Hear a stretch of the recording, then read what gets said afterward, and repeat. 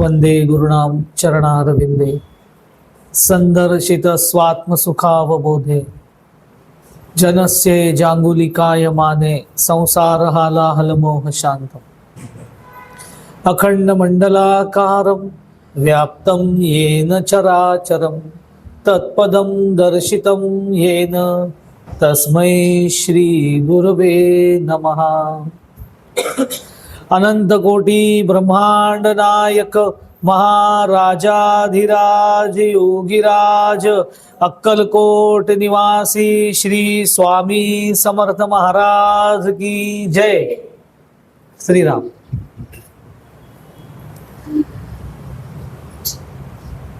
निशंक हो, निर्भय हो मनारे, प्रचंड स्वामी बळ पाठीशी रे।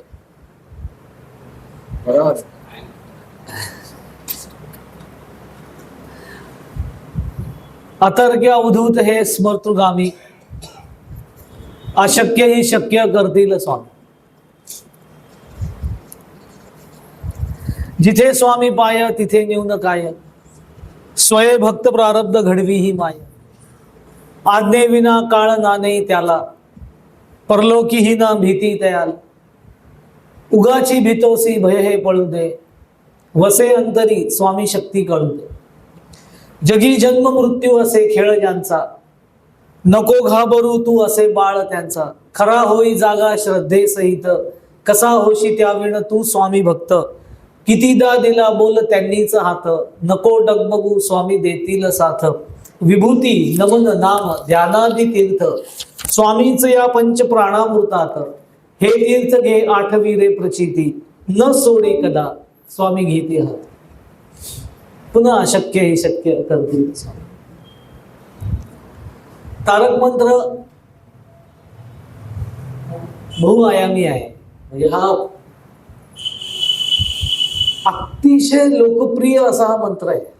म्हणजे अक्कलकोट स्वामींवरती ज्यांचं विशेष प्रेम भक्ती आहे त्या सगळ्या भक्तांमध्ये तर आहेच आहे, पण ज्यांना ईश्वरावरती प्रेम आहे पण एखाद्या विशिष्ट असं संतांबद्दल नाहीये, तरी त्यांना देखील तो तारक मंत्र भुरळ घालणार आहे। हे त्याचं वैशिष्ट्य आहे, मी हे अनुभवलेलं आहे अनेक ठिकाणी। म्हणजे किती लोक मला असे भेटलेले की त्यांना अक्कलकोट स्वामींबद्दल फारसं माहिती नाही, म्हणजे ऐकून माहिती आहे, पण तारक मंत्र नित्य म्हणणार आहे, असं हे वैशिष्ट्यपूर्ण भाग आहे त्याचा। टप्प्याटप्प्याने आपण बघणार आहोत। तो तारक मंत्राचे 5 पद आहेत, त्या येत्या 5 दिवसामध्ये आपण ते एक दिवशी एक पदाचं विश्लेषण समजून घेण्याचा प्रयत्न करू। त्याचं एक कारण आहे। सर्वप्रथम तारक मंत्र असं त्याला का म्हटलेलं आहे हे आपण पहिले बघितलं पाहिजे, की त्याला तारक मंत्र असं का म्हणतात। स्वामी समर्थांचा मंत्र असं म्हणून तो प्रसिद्ध नाहीये, तो स्वामींचा तारक मंत्र म्हणून प्रसिद्ध आहे। मग त्याला तारक मंत्र का म्हणतात? तारक याचा अर्थ तारणारा, तारून देणारा, हा त्याचा सरळ अर्थ आपल्या लक्षात येतो की तारून देणारा तो मंत्र आहे। पण तारून देणारा म्हणजे कशातनं तारून देणारा, हा सगळ्यात महत्वाचा भाग आहे, की तारून देणारा मंत्र तो तारक मंत्र। मग कशातनं तारून देणारा मंत्र आहे? 2 भूमिका आहेत त्याच्या। अगदी आध्यात्मिक पातळीवरनं असं बोलायला गेलं तर लोक म्हणतात भवसागरातून तारून देणारा मंत्र, पण मुळात भवसागर म्हणजे काय हे माहिती नसतं। भव म्हणजे निर्माण होणे, कुठलीही गोष्ट निर्माण होते त्याला संस्कृतमध्ये भव असं म्हणतात। भगवद्गीतेमध्ये सुद्धा अर्जुनाला उपदेश करताना भगवंतांनी संभवामी असं म्हटलेलं आहे, भवामी संभवामी। त्यात भवामी हा शब्द जो आहे, भव म्हणजे निर्माण होणे। मग हा निर्माण काय होतो तर आपल्या अंतःकरणामध्ये जी सांसारिकता असते, ज्याला आपण संसार असं म्हणतो, तो आपल्या अंतःकरणामध्ये प्रधानतेने प्रगट झालेला, भव म्हणजे प्रगट झालेला असतो, तिथे तो निर्माण होतो। आपल्या अंतःकरणात आपला संसार प्रकर्षाने असतो आणि थोडा थोडा भगवत भाव असतो, थोडा थोडा गरजेपुरता। संसारातील मी, माझं, अहम, नाना कामना, आकर्षण, विकार, त्यातून निर्माण होणारे सुख दुःख, त्याचं अस्तित्व हे सगळं शरीराशी संबंधित होऊन राहतं आणि त्याच्यातनं जो निर्माण होतो त्याला संसार असं म्हणतात, भव। त्यामुळे भव म्हणजे तरुण जाणं, म्हणजे भवमधनं भवसागरातून तरुण जाणं याचा अर्थ असा आहे की अंतःकरणामध्ये स्फुरणारी मीची जी जाणीव आहे ती देहाशी संबंधित असते. ती देहाशी संबंधित न राहता हळूहळू आपल्या शुद्ध अस्तित्वाशी संबंधित होणं, ही जी प्रक्रिया, त्याला भवसागरातून तरुण नेणं असं म्हणतात. म्हणजे अंतःकरणातनं सांसारिकता कमी होऊन भगवत भाव जास्त निर्माण होतो, त्याला त्यातनं तरुण नेलं असं म्हणतात. हा त्याचा एक आध्यात्मिक अर्थ आहे.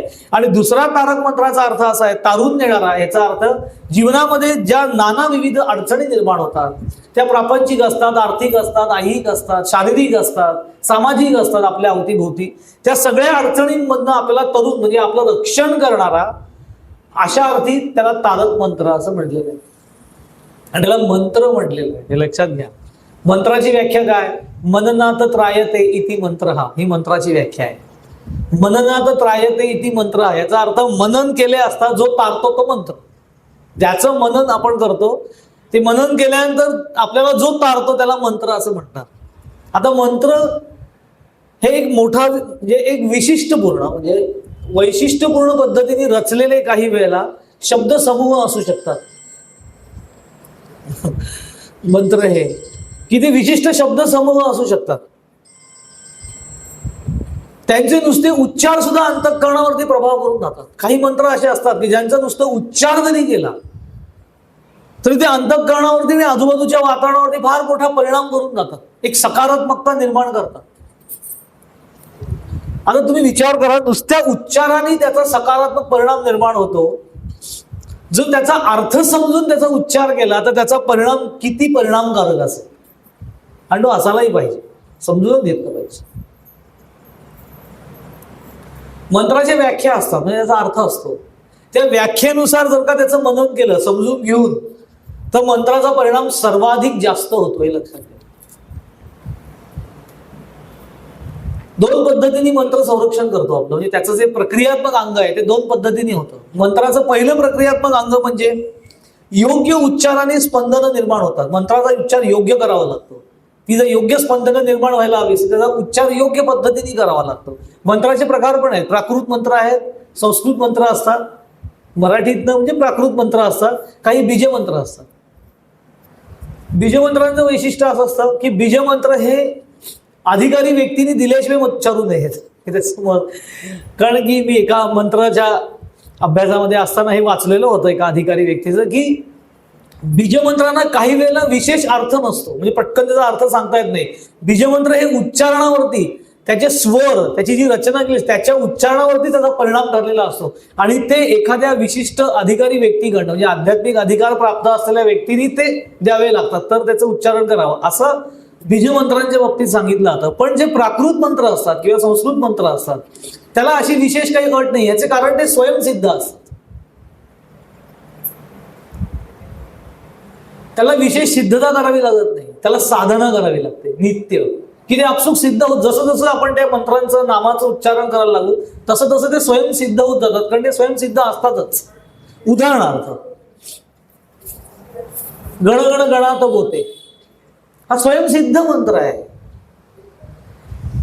श्री स्वामी समर्थ किंवा ओम स्वामी समर्थ किंवा ओम श्री स्वामी समर्थ हा स्वयंसिद्ध मंत्र आहे. ओम साईराम हे स्वयंसिद्ध मंत्र आहेत सगळे. ह्याला विशेष सिद्धता करावी लागत नाही. याची प्रचिती येण्यासाठी काय करावं लागत असेल तर नित्य त्याचा जप करावा लागतो, म्हणजे नाम घ्यावं लागतं. ते नामस्वरूप त्याचा जप करावा लागतो नित्य. काही मंत्र अगदी छोटे पण असतात, म्हणजे बीजमंत्र असतात काही छोटे, पण काही वैशिष्ट्यपूर्ण मंत्र अगदी छोटे असतात. त्यातलं सगळ्यात उत्कृष्ट मंत्र ज्याला एकाक्षर ब्रह्म असं म्हटलं जातं, एक अक्षरी मंत्र आहे तो म्हणजे ओम. एक अक्षरी मंत्र, एकच अक्षर आहे ओम. काही काही स्तोत्र असतात ती मंत्र स्वरूप असतात. अशी दोन स्तोत्र आपल्या नित्य पठणामध्ये असतात जी मंत्र स्वरूप आहे. एक रामरक्षा स्तोत्र मंत्रस्य, स्पष्ट म्हटलेलं आहे की ते स्तोत्र आहे पण ते पूर्ण मंत्र स्वरूप आहे. त्यातले काही श्लोक हे विशिष्ट मंत्र म्हणून पण वापरले जातात. उदाहरणार्थ आपदाम अपहर्तारम दातारम सर्वसंपदाम लोकाभिरामम श्रीरामम भूयो भूयो नमः, हे सगळे जे काही श्लोक आहेत त्यातले हे सिंगल मंत्र म्हणून पण वापरले जातात. तसंच दुसरं एक स्तोत्र आहे जे स्वयंसिद्ध मंत्र स्वरूप आहे, अथर्व शीर्ष स्वयं मंत्र सिद्ध स्तोत्र आहे. हनुमान चालीसा, मारुती स्तोत्र ही सगळी मंत्र स्वरूप आहेत. बजरंग बाण, काही काही पोथ्या मंत्र स्वरूप असतात. अख्ख्याच्या अख्ख्या पोथ्या ह्या संपूर्ण सिद्ध मंत्र असतात. त्यातली सगळ्यात प्रसिद्ध मंत्र स्वरूप पोथी म्हणजे गुरुचरित्र. नवनाथ भक्तिसार, देवी सप्तशती, गुरुलीलामृत, गजानन विजय, साई सच्चरित असे जे काही पोथ्या आहेत या सगळ्या संपूर्ण मंत्र स्वरूप आहेत. या सगळ्या सिद्ध मंत्र आहेत. त्याचा एक एक अध्याय हा मंत्र स्वरूप आहे. सगळ्यात मोठा ग्रंथ जो अख्खाच्या अख्खा ग्रंथ त्यातला एक एक श्लोक स्वतंत्र मंत्र आहे. असा ग्रंथ कुठला असेल तर ज्ञानेश्वर महाराजांनी त्याचं उत्तर दिलेलं आहे. ते हे मंत्र रहस्य गीता असं ते म्हणतात. अख्खी भगवद्गीता मंत्र पूर्ण मंत्र आहे. प्रत्येक अध्याय मंत्र स्वरूप, प्रत्येक श्लोक मंत्र स्वरूप आहे. प्रत्येक श्लोक. तारक मंत्रामध्ये अतर्क्य अवधूत हे स्मर्तृगामी असं म्हटलं जातं. म्हणजे पहिले जुन्या काळामध्ये मी हा मंत्र जेव्हा ऐकलेला आहे तेव्हा मला आजही लक्षात आहे की अतर्क्य अवधूत हे स्मर्तृगामी असं म्हटलं जायचं. आता तुम्ही जेव्हा तारक मंत्र ऐकाल कुठेही कुणाकडनंही तर तिथे अतर्क्य अवधूत हे स्मरणगामी असं म्हटलं जातं. हा पाठभेद आहे.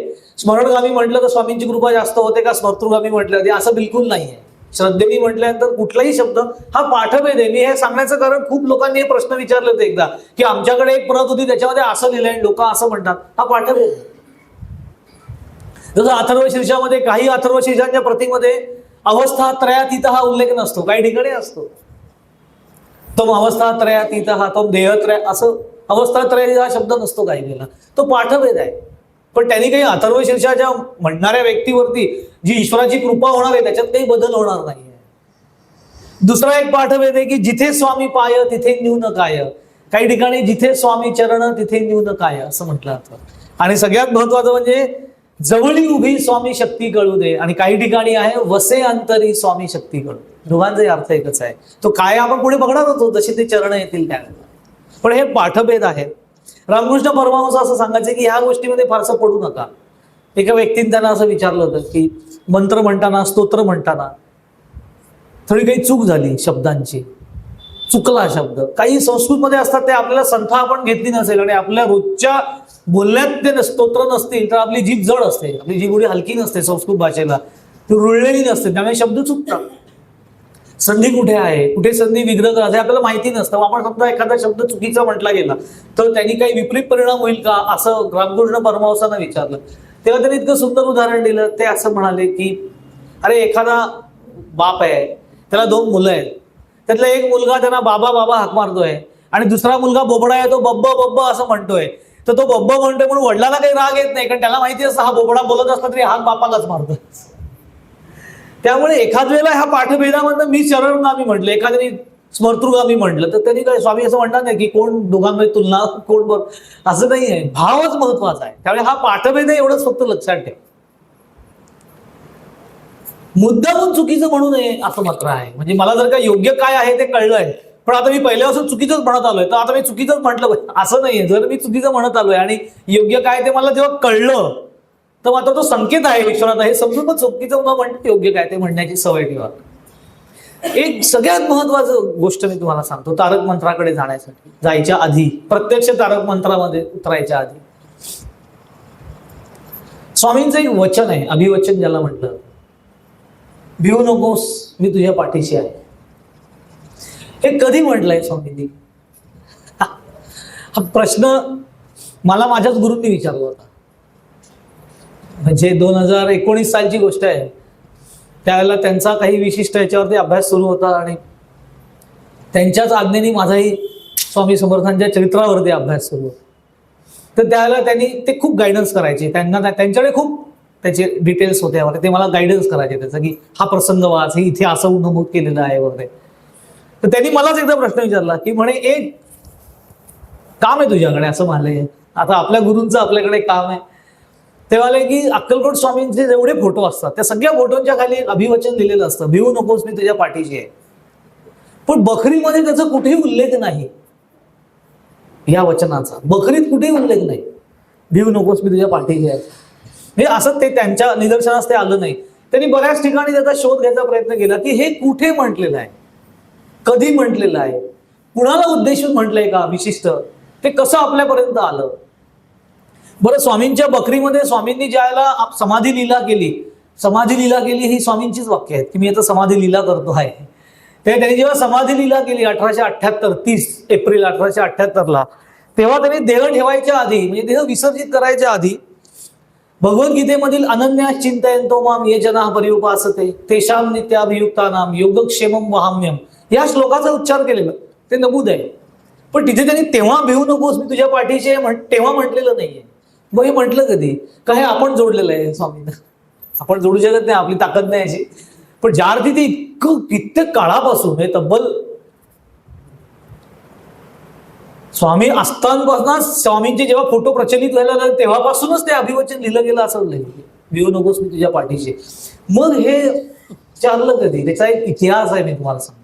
स्वामींच्याच कृपेने ती कागदपत्र मला बघायला मिळाली, त्याचा उल्लेख सापडला.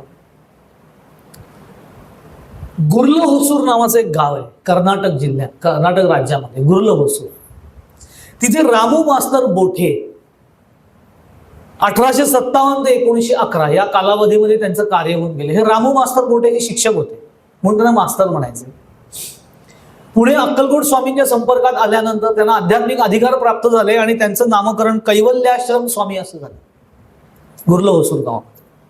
बेळगाव जिल्ह्यामधील गोकाक येथील किल्ला भागामध्ये बाळकृष्ण आणि अन्नपूर्णाबाई बोठे यांच्या पोटी 23 जानेवारी 1857 रोजी त्यांना तृतीय पुत्राची प्राप्ती झाली.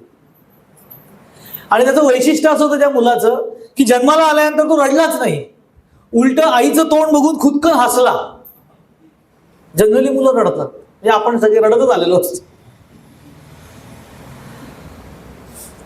पण तो हसला. तर त्याचं हास्य बघून ते वैशिष्ट्यपूर्ण वाटलं की असं मुलगा कधी हसत नाही जन्माला आल्यानंतर. तर तो हसला आणि अगदी खुदकन हसला की त्याचं आईलाही कौतुक वाटलं, त्यांच्या सगळ्यांनाच कौतुक वाटलं. त्यावेळेला कालांतराने जेव्हा त्यांचं भाकीत वर्तवायचं होतं त्याला त्या भाकीत वर्तवणाऱ्या व्यक्तींनी एवढंच नमूद केलं की ही व्यक्ती तुमच्या घरामध्ये खूप थोर पुरुष म्हणून आलेली आहे असं सांग. त्याच्यानंतर मुलाचं नाव रामचंद्र असं ठेवलं गेलं. त्या काळामध्ये स्वामींची कीर्ती सर्वदूर पसरत चाललेली होती. जशी ती कर्नाटकमध्ये, तर मुळात अक्कलकोट हे कर्नाटकच्या अगदी जवळच आहे, म्हणजे सीमारेषेवरतीच आहे ते. त्यामुळे तिथे कर्नाटकमध्ये ही बातमी खूप, स्वामींची कीर्ती खूप सर्वदूर पसरलेली होती. रामचंद्रांचे वडील होते ते स्वतः कीर्तनकार आणि पुराण सांगणारे होते. त्यावेळी त्यांच्या घरामध्ये एक आध्यात्मिक प्रवाह होताच. रामचंद्राला जन्मापासूनच ईश्वर प्राप्तीची आणि गुरु प्राप्तीची ओढ होती, पण ते कुठे गेले नव्हते. ते वडिलांच्या जवळ तिथेच त्या गावामध्ये गुर्ल होसूर गावामध्ये होते, बेळगाव जवळ त्या किल्ला भागामध्ये. रामचंद्रांचे वडील जे होते ते गोकाक मधल्या मंदिरामध्ये पुराण प्रवचन करीत. गोकाक म्हणजे बेळगाव मधला जुना प्रसिद्ध धबधबा आहे गोकाक ते गाव. तिथे ते पुराण प्रवचन करायचे. आणि वडिलांच्या मुखातून अनेक वेळा पुराण ऐकताना, कीर्तन ऐकताना त्यांनी अक्कलकोट स्वामींची कीर्ती ऐकलेली होती, त्यांची महती ऐकलेली होती. पण त्यांच्या वडिलांना जेव्हा ते विचारायचं की तुम्ही कधी स्वामींना भेटलायत का, तर ते सांगा मी कधी गेलेलो नाहीये, पण मी ऐकलंय. असं ते ऐकीव गोष्टी बऱ्याचशा स्वामींच्या आलेल्या तिथे सांगायचे. मुळात त्यांच्या अंतःकरणात भगवत प्राप्तीची ओढ होती, गुरु प्राप्तीची ओढ होती. स्वामींबद्दल ऐकून त्यांना आतोनात ओढ निर्माण झाली की अक्कलकोट स्वामींना जाऊन भेटायचं, त्यांना बघायचं. पण घरचे जाऊ देणार नाहीत हे त्यांना माहिती होतं, कारण त्याच्या वयाने लहान होते ते. रामचंद्र बोठे मास्तर त्यांना पुढे म्हणायचे, ते त्याचे लहान होते, 12-13 वर्षाचे वगैरे असते. त्यांनी काय केलं, एके दिवशी रात्री आपल्या मोठ्या भावाच्या नावाने चिठ्ठी लिहिली आणि चिठ्ठीमध्ये असं लिहिलं, मला शोधू नका, मी प्रज्ञापुरीत जात आहे. अक्कलकोटचं पहिलं नाव प्रज्ञापुरी असं आहे. प्रज्ञापुरी हे अक्कलकोटचं जुनं नाव ऐतिहासिक, प्रज्ञापुरी. मी प्रज्ञापुरीत जात आहे असं म्हणून ते निघून गेले आणि बरीच पायपीट करत ते अक्कलकोटमध्ये पोहोचले. आता त्या काळामधली गोष्ट आहे ही. वडिलांना सकाळी कळल्यानंतर कुठे गेलाय शोधाशोध झाली, खूप झाली. मोठ्या भावाने चिठ्ठी दाखवली, तेव्हा चिठ्ठीत कळलं की आपला मुलगा प्रज्ञापुरीला गेलेला आहे. तेव्हा वडिलांच्या लक्षात आलं की हा नक्की स्वामींच्या भेटीला गेलाय, कारण की सतत माझ्या मुखातनं स्वामींबद्दल ऐकलेलं आहे असं. आणि मग ते वडील सुद्धा त्या मुलाला शोधार्थ त्या प्रज्ञापुरीमध्ये दाखल झाले. बरेच दिवस पायपीट करून तेही तिथे आले. त्यांनी अक्कलकोटमध्ये खूप शोध घेतला मुलाचा, पण ना त्यांना स्वामी दिसले ना मुलगा दिसला, कोणीच भेटलं नाही. ते इतके हतबल झाले. शेवटी मुरलीधर मंदिर म्हणून आहे अक्कलकोटला, त्या मुरलीधर मंदिराचे जे एक औदुंबराचं झाड होतं, त्या झाडाच्या सावलीमध्ये ते बसले आणि मनामध्ये त्यांनी असा संकल्प केला, म्हणजे स्वामींना थोडक्यात नवस केला, पुत्र भेटावा सत्वर वाटीनं 8 आण्याची साखर असते, नवस केला. आपल्याला काय 8 आण्याची साखर काय ती 1800 शतकामध्ये 8 आण्यावरही रक्कम खूप मोठी असायची, त्यात भरपूर काय काय यायचं. त्यावेळी वाटीन 8 आण्याची साखर असं ती चक्क उल्लेख आहे की पुत्र भेटावा सत्वर वाटीन 8 आण्याची साखर, असं त्यांनी नवस केला. असं त्यांनी मनोमन स्वामींना नवस केला, म्हणजे गाराणं गायलं. आणि त्या क्षणी त्यांना समोर त्यांचा मुलगा येतात दिसला आणि त्यांना एवढा आनंद झाला आपल्या मुलाला बघून, इतका लहान वयातला मुलगा एकटा आलेला, म्हणून ते जाऊन त्यांना मिठी मारली पिता पुत्रांनी. आणि दोघांनी असं ठरवलं की आता आपण काही करून स्वामींना भेटावं, कारण तोपर्यंत त्यालाही स्वामी भेटलेले नव्हते अक्कलकोटला. आणि मग त्यांनी थोडी चौकशी केली तर इतके दिवस त्यांना स्वामी भेटले नव्हते, पण नंतर त्यांना कळलं की स्वामी वटवृक्षाच्या सावलीमध्ये बसले, जिथे आता आपण वटवृक्ष देवस्थान म्हणून दर्शन घेतो. ते लक्षात घ्या, तो त्या काळामध्ये निवडुंगाचं फळ होतं, तिथे ते वडाचं झाड होतं, तिथे स्वामी वास्तव्य करायचे. तर वडाच्या झाडाखाली स्वामी आहेत असं कळल्यावर ते दोघं जण तिथे गेले. स्वामींची दिव्य देहधारी विलक्षण मूर्ती त्या रामचंद्राने बघितली आणि त्याचे अष्टसात्विक भाव जागृत. त्यांनी जे ऐकलं होतं स्वामींबद्दल त्यापेक्षा कितीतरी विलोभनीय जे वडिलांकडनं त्यांनी ऐकलं. वडिलांनी स्वामींना बघितलेलं नाहीये, त्यामुळे त्यांनी ऐकीव गोष्टी सांगितल्या होत्या, त्यावरनं त्याच्या अंतःकरणामध्ये स्वामींबद्दल एक कुतूहल निर्माण झालं होतं. पण प्रत्यक्ष स्वामींना बघितल्यानंतर जे त्यांनी बघितलं ते बघून त्याचे अष्टसात्विक भाव जागृत झाले. बरेच लोक मला एकदा विचारतात की अष्टसात्विक भाव म्हणजे काय. पहिले अष्टसात्विक भाव जागृत झाले म्हणजे काय होतं. ईश्वराच्या जवळ गेल्यानंतर, सद्गुरूंच्या जवळ गेल्यानंतर, सान्निध्यामध्ये गेल्यानंतर आपल्या अंतःकरणामध्ये जी भाव अवस्था विविध पद्धतीने निर्माण होते, प्रगट होते, ती 8 प्रकारे प्रगट होते. एकाच वेळेला एकदम 8 भाव प्रगट होतील असं सांगता येते, एखाद्याचे होऊ शकतात, पण एखाद्याचा एखादा भाव प्रगट होतो. ते कुठले 8 भाव आहेत, त्यातला पहिला भाव आहे स्तंभ. अष्टसात्विक भावामधला स्तंभ. स्तंभ याचा अर्थ स्तब्धता. एकदम ईश्वराच्या प्रचिती आल्यानंतर, सद्गुरूंना बघितल्यानंतर, एखादी विभूती बघितल्यानंतर ती व्यक्ती एकदम स्तब्ध होऊन जाते, शरीराच्या सगळ्या हालचाली थांबून जातात, ज्याच्यात जैसे ते त्या स्तब्ध, त्याला स्तंभ असं म्हणतात अष्टसात्विक भाव. दुसरा भाव आहे स्वेद, घाम येणं.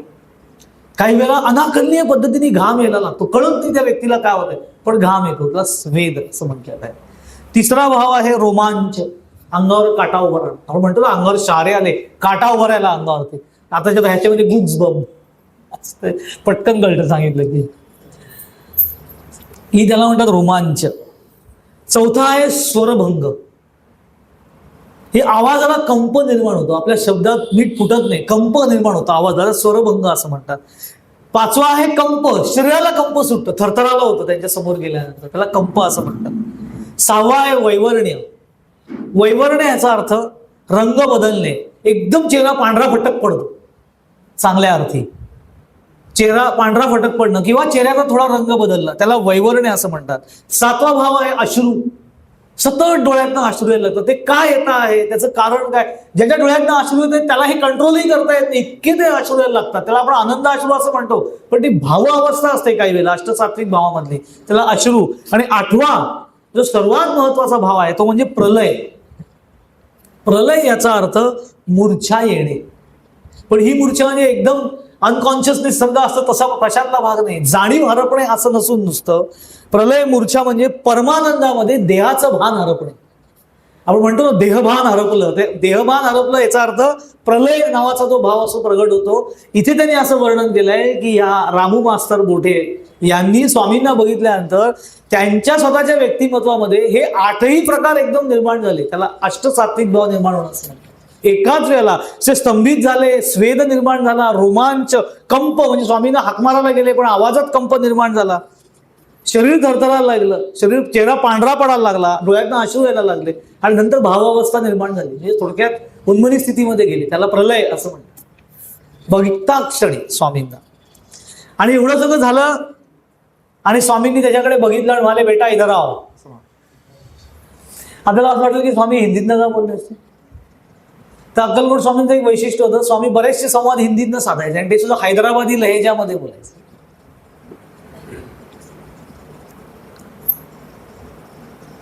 ते म्हणाले बेटा इधर आओ असं म्हटलं. त्या दोघांनी नमस्कार केला. स्वामींनी जवळच्या, आता किती गंमत आहे बघा, स्वामींनीच बोलवलं जवळ, बेटा इधर आव असं म्हणून त्याला जवळ बोलवलं. त्यांनी नमस्कार केला, त्यांनी आणि त्याच्या वडिलांनी नमस्कार केल्या गेल्या. आता पहिले आपण जनरली संत सद्गुरू आशीर्वाद देतात, तसा आशीर्वाद न देता स्वामींनी इकडे तिकडे बघितलं आणि जवळ एक पुराण ठेवलेलं होतं, म्हणजे पोथी. एक पोथीचं पान त्यांनी घेतलं, सुट्ट्या पानांची पोथी असते तशी एक पोथी होती, त्यातलं एक पान स्वामींनी घेतलं, त्याची अशी पुंगळी केली, सुरनळी त्याला असं म्हणतात, सुरनळी केली आणि ते जोरजोराने अशी फुंकायला लागले त्यांच्याकडे बघून. आणि फुंकायला लागले त्यावेळेला त्याच्या वडिलांना कळलं की ते असं सांगतायत, वडिलांना उद्देशून, की पुराण नुसतं सांगून आणि ऐकून काही उपयोग नाही, असं ते फुंकून सोनाराने फुंकले तसं होईल, ते इकडून तिकडे गेले वारे असं तसं होईल, असं ते प्रतिकात्मक त्यांना दाखवलं. त्याच्यानंतर पिता पुत्रांची भेट झालीच होती. स्वामींना नमस्कार केला आणि जायला निघाल्यावरती स्वामींनी पुन्हा आवाज दिला, अरे आम्हाला साखर का देत नाहीस? अंतरसाक्षीत्व आहे, नवस केला होता ना, पुत्र भेटावा सत्वर वाटीनं 8 आण्याची साखर, मुलगा मिळाला विचारून गेले, काम झालं का खाला? स्वामी म्हणाले, आम्हाला साखर का देत नाहीस रे? असं म्हणलं की इतकं ओशाळाला झालं. त्या क्षणी ते पेठेमध्ये गेले, पेठेतून त्यांनी साखर आणली, स्वामींच्या समोर ती अर्पण केली. स्वामींनी त्यातील चिमूटभर साखर स्वतः ग्रहण केली, बाकीची सगळ्यांना वाटून द्यायला सांगितलं. मग ते परत जायला निघाले त्यावेळेला एक विशेष प्रसंग घडला. स्वामी समर्थांनी त्या 12-15 वर्षाच्या रामचंद्र गोठे या मुलाच्या मस्तकावरती कृपावरद हस्त ठेवला आणि ते म्हणाले, बेटा पाणी खूप खोल आहे, पण भिवू नकोस, मी तुझ्या संगे आहे. असं मूळ वाक्य जे आहे ते भिवू नकोस मी तुझ्या पाठीशी आहे असं नसून, भिवू नकोस मी तुझ्या संगे आहे असं मानते. ते कालाच्या ओघामध्ये तो पाठभेद निर्माण होऊन भिवू नकोस मी तुझ्या पाठीशी आहे असं आलं, अर्थात दोघांचा अर्थ एकच. हे जे त्यांचं अभिवचन आहे हे स्वामींनी तेव्हा रामचंद्र मास्तर गोठे यांचं निमित्त करून सगळ्या भक्तांना सांगितलेलं आहे की बेटा पाणी खोल आहे, याचा अर्थ फार खोल आहे. पुढे या कैवल्याश्रम स्वामी यांना नाव प्रदान, त्यांना खूप मोठा अधिकार प्राप्त झाला. ते शाळेमध्ये मास्तर पण होते, त्यामुळे गावामध्ये शिक्षक झाले. नंतर मोठे झाल्यावरती त्यांना रामू मास्तर असं ओळखायला लागले, पण नंतर त्यांना आध्यात्मिक अधिकार प्राप्त झाला स्वामींच्या कृपेने आणि मग ते कैवल्याश्रम स्वामी म्हणून प्रसिद्ध झाले. पुढे खूप स्वामींनी त्यांच्याकडनं कार्य आध्यात्मिक करून घेतलं, पण ते करत असताना त्यांना समाजाकडनं बऱ्याच गोष्टींचा त्रासही झाला, खूप अवहेलना सहन करावी लागली, विरोध सहन करावा लागला. काही काळ त्यांची परिस्थिती खालावली. ह्या सगळ्या परिस्थितीत ते कार्य करत राहिले. त्याची पूर्वसूचना स्वामींनी दिली होती, बेटा पाणी खोल आहे, पाणी खोल आहे, पण भिवू नकोस मी तुझ्या संगे आहे. हा उद्देश आपल्या सगळ्यांना आहे, आपण संसारामध्ये आहोत, आपल्यालाही ते सांगणं आहे की पाणी खूप खोल आहे. संसारात सगळं आलबेल कायम राहतं असं नाहीये, त्या गुरमीत राहू नकोस. कधी काही वाईट व्हावं अशी स्वामींची इच्छा नसते, पण संसाराची रचनाच नाहीये की कायम सगळं चांगलं होईल. संसार मुळात नासका समर्थांनी म्हटलंय, पण मुळातच नासकाय म्हटलं ते विशेष संपून जातो सगळा. त्यात समज कायमस्वरूपी आनंद मिळेल त्याची शक्यताच नाही. कुठे ना कुठे काहीतरी 19-20 वर खाली होत राहणार. सुखसे अंतरम दुःखम दुःखसे अंतरम सुखम न नित्यम लगते दुःखम न नित्यम लभते सुखम, हे रचना भगवंतांनी केलं. त्याप्रमाणे हे भिवू नकोस मी तुझ्या पाठीशी आहे हे सांगायचं कारण की आपण त्यांचा तारक मंत्र म्हणणार आहोत. पण हे असे अनेक प्रश्न अनेक भक्तांच्या मनामध्ये निर्माण होतात, तर स्वामींनी दिलेली ही उत्तर आहे त्याची यथावकाश. पुढे जसं मी म्हटलं की स्वामींना बघितल्यावरतीच त्याचं देहभान हरपलं. याचं कारण स्वामींची काया, दर्शनी काया, त्यांची चर्या, त्यांचं स्वरूप हे अतिशय विलोभनीय आणि फारच वेगळं होतं. त्यांचं वर्णन आहे केलेलं की अतिशय तेजस्वी मूर्ती. स्वामींची पहिलं प्रगटीकरण जे आहे त्यांचं प्रथम दर्शनी की अतिशय तेजस्वी मूर्ती, अजानुबाहू आणि अंगाचं तेज, प्रगट तेज इतकं प्रखर होतं की कोणीही त्यांच्याकडे एक टक सतत पाहू शकायचं नाही, इतकं प्रखर तेज. बरं, त्यांच्याकडे बघता क्षणी त्यांच्याबद्दल आदरयुक्त धाक आणि दरारा वाटायचा. त्यांची नजर फार करारी होती. उंची तर सणसणीत होती, सणसणीत उंची. स्वामींची शारीरिक उंची 7 फूट 8 इंचाची होती, दणकून उंच होती स्वामी. पावलं लांब होती. प्रथम दर्शनी त्यांची काया काहीशी उग्र वाटायची. तुम्ही बघा स्वामींचा चेहरा काही वेळेला पटकन उग्र वाटतो, भीतीच वाटते, इतका तो उग्र असतो. त्यामुळे त्यांच्यासमोर असा कुणीही बेधडक एकदम ढिलाईने गेलाय असं कधी घडलं गेला आपल्या स्वामींच्या समोर हलक्यामध्ये असं अजिबात नाही. राजे महाराजे ज्ञानी पंडित तपस्वी योगी महायोगी आटयोगी इतकंच काय, पण त्या काळामध्ये आपल्या भारतावरती संपूर्ण इंग्रजांचं राज्य होतं. ते इंग्रज अधिराज्य गाजवणारे इंग्रजांपैकी ब्रिटिश सत्तेतील इंग्रज अधिकारी सुद्धा त्यांच्या समोर रुबाबात मस्तीत गुरमीत कधीही जाण्याचं धाडस करायचे नाही. कोणाची हिंमत व्हायची नाही स्वामींसमोर अशी धाडकन जाण्याची. एकदम करारी होते मात्र. पण असं असलं तरी स्वामींची चर्या इतकी उग्र होती अशातला भाग नाही आहे. ठाण्याचे नाना करंदीकर त्यांनी इतकं छान वर्णन त्यांचं केलेलं आहे. ते असं म्हणायचे की तुमच्या मनामध्ये जो भाव असतो त्याप्रमाणे स्वामी तुम्हाला दिसतात असं ते म्हणायचे. जर स्वामींचा चेहरा उग्र दिसायला लागला तर समजायचं आज आपण काहीतरी गडबड केलेली आहे, काहीतरी आपल्या आचरणात गडबड झालेली आहे. अन्यथामुळे ते फार कृपाबिल अशी आहे. छान त्यांनी ना त्यांचं एक वर्णन फार सुंदर स्वामींचं वर्णन केलेलं आहे. प्रार्थना स्वरूप ते वर्णन आहे, पण इतकं सुंदर वर्णन आहे. ते असं म्हणतात, ध्यायेत श्री स्वामी राजम हरिहर परम त्र्यंबकम दिव्यलिंगम ध्यायेत आदित्य भासम. आदित्य म्हणजे सूर्य, सूर्याच्या प्रकाशासारखं. ध्यायेत आदित्य भासम कनक निभ तनू. कनक म्हणजे सोन्यासारखं, त्यांची तनू कायात सोन्यासारखी चमकायची. प्रज्वलम वन्य रूप, पण तेज म्हणजे किती, वन्नी अग्नी भडकावा तसं त्यांचं तेज असायचं. प्रज्वलम प्रज्वलित झालेलं अग्नीसारखं.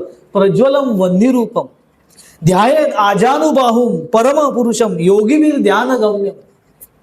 आजानुबाहू होते आणि कायम ध्यानमग्न स्थितीमध्ये असायचे. ध्यायेत शांतम प्रसन्नम, काही वेळेला अतिशय शांत आणि प्रसन्न मुद्रेमध्ये. अभय वरदम, आपल्याला अभय प्रदान करणारे. सद्गुरुम श्री समर्थम, असं त्यांचं अक्कलकोट स्वामींचं वर्णन केलं.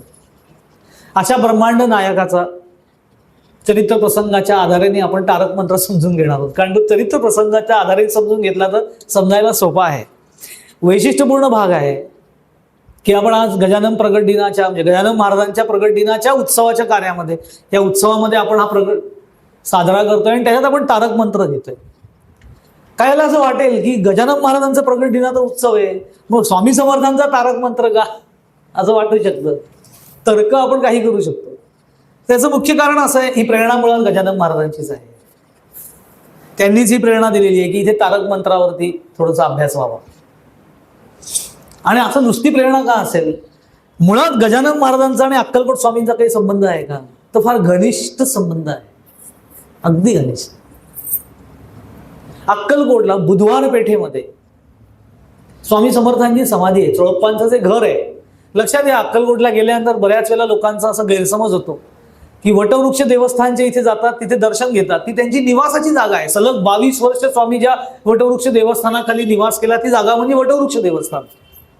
पण लोक तिथेच त्यांना समाधी आहे असं समजतात. तर ती समाधी नाहीये, समाधी बुधवार पेठेमध्ये आहे चोळप्पांच्या घरी. तो समाधी मठ वेगळा आहे. त्या बुधवार पेठेत समाधी मठाला लागून एक वैभवशाली वाडा आहे.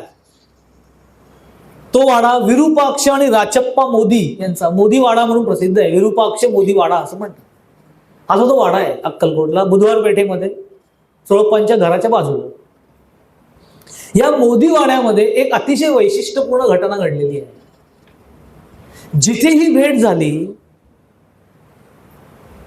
त्या भेटीचं साक्षीदार असलेलं देवघर ते आजही त्यांच्या वाड्यामध्ये आपल्याला पाहायला मिळतं. काय घटना घडली, साधारण 17 वर्षाचे युवा अवस्थेमधील गजानन महाराज अक्कलकोटला स्वामींच्या भेटीसाठी आले होते. प्रगट व्हायच्या कितीतरी आधी. त्यावेळी स्वामींची स्वारी या मोदी वाड्यामध्ये विराजमान होती. स्वामींना माहिती होतं की त्यांना भेटायला असे तरुण एक योगी पुरुष येणार आहेत. अगदी गोरे गोमट. म्हणजे गजानन महाराजांचं वर्णन तिथे असं केलेलं आहे की 17 वर्षाचे तरुण पण अतिशय गोरं गोमट व्यक्तिमत्व, तेजस्वी असं स्वामींना भेटायला आलं. त्यांचं स्वामींनी अतिशय मनापासून प्रेमाने स्वागत केलं. वाड्यातील जे देवघर आहे त्या देवघराच्या बरोबर समोर एका पाटावरती अक्कलकोट स्वामी आणि एका पाटावरती गजानन महाराज असे बसले होते. गजानन महाराजांची त्यांची काही चर्चा झाली. त्यांनी गजानन महाराजांच्या डोक्यावरती आपला हस्त ठेवला आणि म्हणाले. तेव्हा हे ऐकायला तिथे त्यांचे तुम्ही स्वामी समर्थांच्या फोटोच्या मागे एक असा चौऱ्या ढाळणारा मनुष्य बघितला असेल, उंच पुरा, त्याचं नाव भुजंगा भालके. तो कायम स्वामींच्या बरोबर असायचा. तो मूळतः भुजंगा भालके हा मालोजी राजांचा चौऱ्या ढाळणारा सेवेकरी होता. तो मालोजी राजांनी स्वामींच्या सेवेत त्याला रुजू केलेलं होतं. त्याचं नाव भुजंगा भालके. तो तिथे होता. तेव्हा अक्कलकोट स्वामी गजानन महाराजांना डोक्यावरती हात ठेवून असं म्हणाले की आता इकडनं जाताना नाशिकला देव मामलेदारांकडे जा. देव मामलेदार ही मोठी संत विभूती होऊन गेली नाशिकची. ते म्हणाले इकडनं आता देव मामलेदाराकडे जा, तिथे स्वतःला घासून घे आणि लखलखीत हो. स्वामींचे शब्द की तिथे स्वतःला घासून घे आणि लखलखीत हो. मग उगवतीच्या दिशेने जा, म्हणजे पूर्व दिशेला. मग उगवतीच्या दिशेने जा, तिथे जे गाव लागेल ते शेगाव. आपलं नाव गाव काहीही न ठेवता जे गाव जे नाव मिळेल ते तिथे थांब आणि तिथे बसून माझ्यासारखे चाळे करत बस. असं स्वामींनी गजानन महाराजांना सांगितलं. हा गजानन महाराजांचा आणि अक्कलकोट स्वामींचा घनिष्ठ संबंध आहे. एक सद्भक्त त्या काळातले केशवराव पाठक, त्यांनी देव मामलेदार आणि गजानन महाराजांना एकत्र पाहिलेलं होतं. म्हणजे जेव्हा गजानन महाराज स्वामींच्या आज्ञेनुसार देव मामलेदारांकडे गेले होते तेव्हा त्यांना ह्या केशवराव पाठक नावाच्या व्यक्तीने त्यांना एकत्र पाहिलं होतं. पुढे हे पाठक शेगावला गजानन महाराजांच्या दर्शनाला जेव्हा आले तेव्हा गजानन महाराज, आपण ज्यांना बघितले तेच गजानन महाराज त्यांना माहिती नव्हतं, पण गजानन महाराजांची कीर्ती एवढी मोठी झाल्यानंतर ते महाराजांच्या दर्शनाला जेव्हा शेगावला आले तेव्हा गजानन महाराजांना पाहून तिथल्या लोकांनी त्यांनी सांगितलं, अहो यांना मी अक्कलकोट स्वामींच्या सन्निध पाहिलेलं आहे. गजानन महाराजांनी.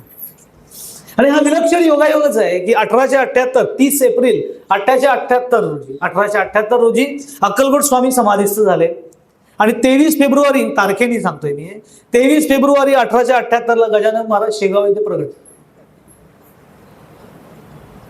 आणि आज प्रगट दिनच आहे, जे हा उत्सव आहे प्रगट दिनाचा. प्रगट दिन रविवारी आहे, तिथीने आपण साजरा करतो म्हणून तो रविवारी आलेला आहे 8 तारखेला. त्यामुळे विशेष म्हणून हा तारक मंत्र आज असं वाटलं की गजानन महाराजच ते सुचवत आहेत की तारक मंत्राबद्दल थोडंसं बोलावं म्हणून आपण तारक मंत्र घेतलेलं आहे. त्या तारक मंत्रामधला म्हणजे आता आपण प्रत्यक्ष तारक मंत्रामध्ये जाऊया. तारक मंत्रामधलं सगळ्यात महत्वाचं चरण जे सुरुवातीचं आहे, निशंक होई रे मना, निर्भय होई रे मना, प्रचंड स्वामी बळ पाठीशी नित्य आहे रे मना, असं पूर्ण चरण. फार वैशिष्ट्यपूर्ण पद्धतीने हा तारक मंत्र आपण म्हणतो. लक्षात घ्या, कुठलाही मंत्र जर का प्रचितीच्या प्रांतापर्यंत यायला हवा असेल, म्हणजे आपल्याला त्याची प्रचिती यावी असं वाटत असेल, तर कुठल्याही मंत्राचं उच्चारण करताना म्हणजे मंत्र म्हणताना तिराहितासारखा म्हणायचा नाही. म्हणजे काय,